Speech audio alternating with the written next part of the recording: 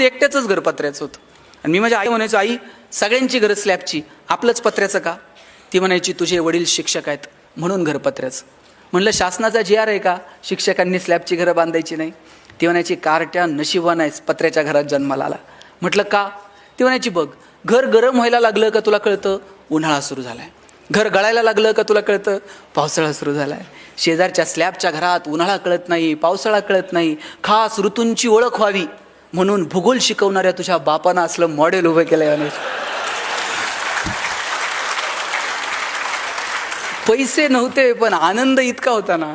वडील एक चॉकलेट आणायचे, माझ्या बहिणीच्या हातात द्यायचे आणि म्हणायचे, कावेरी गणेशाने तू अर्धा अर्ध करून खा. ताई चॉकलेटचे 2 भाग करायचे, एक मोठा आणि एक. ताई चॉकलेटचा मोठा भाग मला द्यायची आणि छोटा स्वतःला ठेवायची. चॉकलेट छोटं होतं पण आभाळा एवढा संस्कार करून गेलं. मोठ्या लोकांनी मोठ्या गोष्टी मोठ्या मनानं छोट्या लोकांना द्यायच्या असतात आणि जगात हे फक्त बहीण करू शकते. म्हणून बहिणीचं कौतुक करा, आपल्याही आणि इतरांच्याही. आपण आपल्या बहिणीचा जितका आदर करतो तितका आदर जर इतरांच्या बहिणीचा करता आला तर कोणत्या बहिणीसाठी मोर्चे काढावे लागणार नाहीत, कॅन्डल मार्च काढावे लागणार नाहीत. बहिणीचं सामर्थ्य काय आहे? ज्ञानियांचे ज्ञानी, योगियांचे योगी असणारे ज्ञानेश्वर दार लावून बसले हो, आणि कुणी म्हणायचं ज्ञानोबा ताटी उघडा? ज्ञानियांचा ज्ञानी, योगियांचा योगी, कुणी धाडस करायचं महाराज आता ताटी उघडा?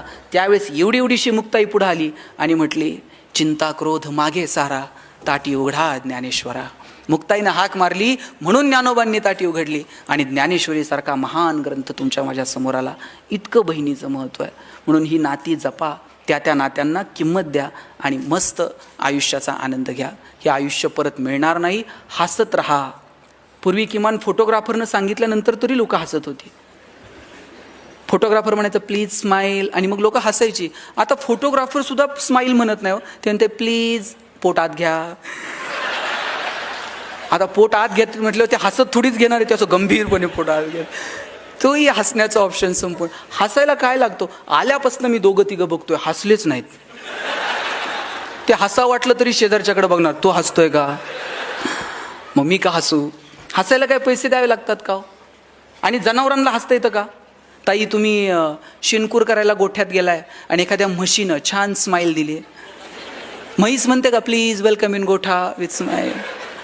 साहेब तुम्ही कधी जनावरांना, गाढवाला हसताना बघितलंय का? ज्या दिवशी गाढव हसायला सुरुवात करेल ना त्या दिवशी समजायचं गाढवाचा प्रवास मानवत्वाकडे सुरू झाला. आणि ज्या दिवशी माणूस हसायचं बंद करेल ना त्या दिवशी समजायचं माणसाचा प्रवास. तुमचं तुम्ही ठरवा काय झालं.